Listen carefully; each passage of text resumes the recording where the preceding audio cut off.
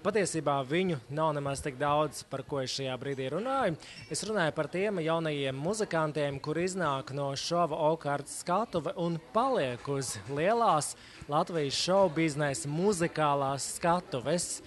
Patiešām liels prieks, ka uz šīs skatuves turās ar zobiem un nagiem, bet turās košās. Starp citu, viņi ir prezentējusi arī savu pirmo videoklipu, kurš ir tikpat košs kā viņa pati.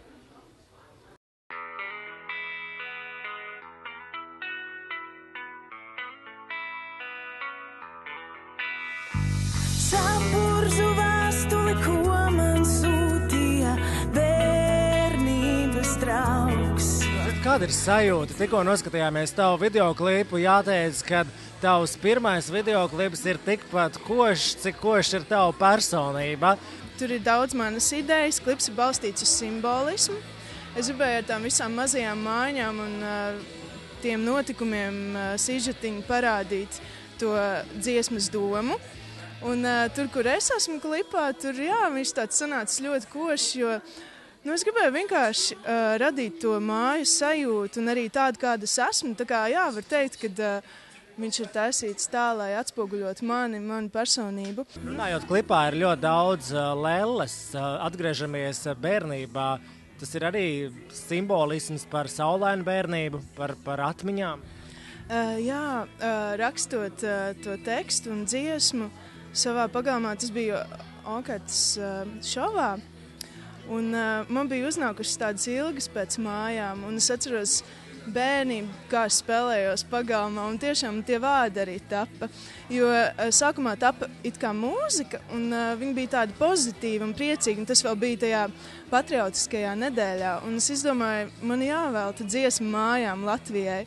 Saki, pēc šova ir viegli noturēties uz skatuves, tomēr noteikti arī tavs mērķis ir palikt uz skatuves, ir radīt labu mūziku, un to, ko mēs šovakar redzējām, tiešām ļoti iespaidīgi un prieks, ka tu darbojies, bet vai ir viegli? Galvenais būt patiesam un tāds, kāds tu esi arī mūzikā, un tiem, kam tu patiks, tiem patiks. Protams, ja tu esi ļoti, piemēram, augstu topos un daudziem cilvēkiem patīs, tas ir ļoti skaisti, es esmu tikai priecīga. Bet es ļoti uz to neiespringstu, bet mans mērķis pavisam noteikti ir būt uz skatuves, uz lielās skatuves, un es patiešām priecājos, ka es esmu pamanīta, un jau arī no dažādu citu mūziķu puses, ar kuriem es esmu sadarbojusies. Un tas ir tiešām kā sapnis, tas ir tiešām ļoti liels baudījums, svētlaime man. Pats galvenais, lai šis sapnis turpinās gadiem, 10 gadiem ilgi, vai tu seko arī līdzi šovu turpinājumam otrajai daļai? Jā, un to pirmo koncertu skatoties, man bija tā, bija pilnīgi savādāk sajūta, tā atmosfēra savādāk. Man prieks, ka cilvēki kā solisti cīnās, līdz ar to katrs var parādīt sevi ļoti labi. Tāpat arī tas ir ļoti forši, jo es to izbaudīju diezgan ātri, jo no T-band diezgan ātri puiši izgāja ārā, un es izbaudīju to, kā tas ir uzstāties vienam uz tik lielas skatuves. Bet man kaut kā pietrūkās, kad viņi raksta savas dziesmas un tā, bet tas arī nav slikti un tiešām forši, kad ir Latvijā ļoti daudz talantu un prieks redzēt to. Protams, ka ļoti daudz jautā, vai T-band turpinās pastāvēt?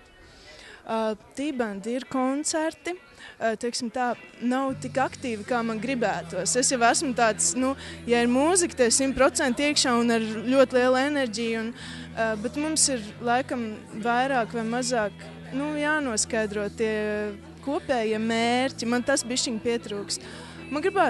Man ir ļoti daudz enerģijas tam visam, jo es tiešām esmu kaislīga mūzikā. Un tās mazās daļiņas, kuras nevar aizpildīt ar T-band, tās es aizpildu koncertējot kā košāk Anita Intēta ar saviem puišiem, savu pavadošo grupu. Un tā mēs tad jau redzēs, kā būs nākotnē. Viss ir atkarīgs no tiem cilvēkiem, ar ko es spēlēju kopā. Kas ir tava laimes izpratne? Jā, mūzika ir mana laime, vislielākā. Jā, mīlestība. Ko novēlēsim tev patiešām mīlestību, laimi un lai mūzikā tev viss izdodas. Pagalmā sava pagalmā. Ko tu tur tik ilgi dari? Brauc mājās, mums tavs ļoti pietrūkst.